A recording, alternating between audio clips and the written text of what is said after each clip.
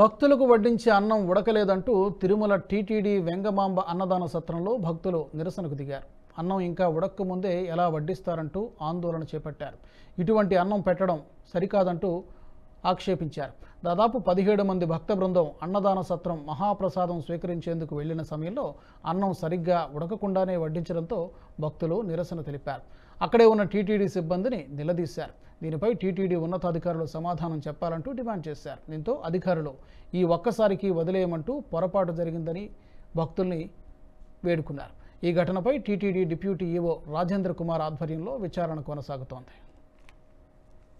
అన్నదానం జరిగేటువంటి దేవాలయాలలో అత్యున్నతమైనటువంటి ప్రమాణాలతో నడుస్తున్నటువంటి సంస్థ తిరుమల తిరుపతి దేవస్థానానికి సంబంధించిన తరిగొండ వెంగమాంబ అన్నదాన కార్యక్రమం.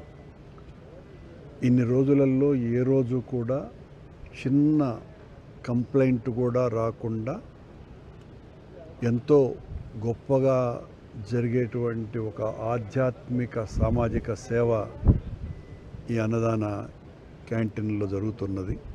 నిన్న కొద్దిమంది అయ్యప్ప భక్తులు సరైనగా అన్నం ఉడకలేదని చెప్పి ఆందోళన చెందటం మేము వాటిని సీరియస్గానే పరిగణలోకి తీసుకుంటాం. కాకపోతే అన్నదానం దగ్గర ఒక్కొక్కరికి ఒక్కొక్క రకమైనటువంటి భిన్నమైన జిహ్వ కూడా ఉంటుంది అన్న విషయాన్ని మనం మర్చిపోకూడదు.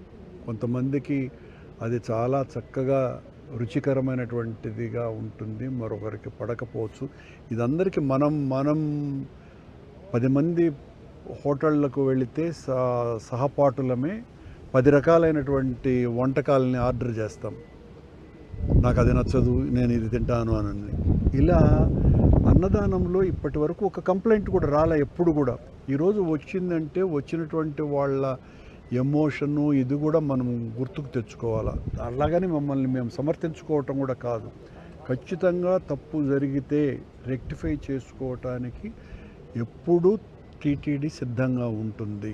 But at the same time పని కట్టుకొని ఆందోళన చెయ్యాలా, అప్రతిష్ట పాలు చెయ్యాలా, అక్కడ ఉన్నటువంటి ఆ ఎమోషనల్గా ప్రవర్తించినటువంటి వాళ్ళు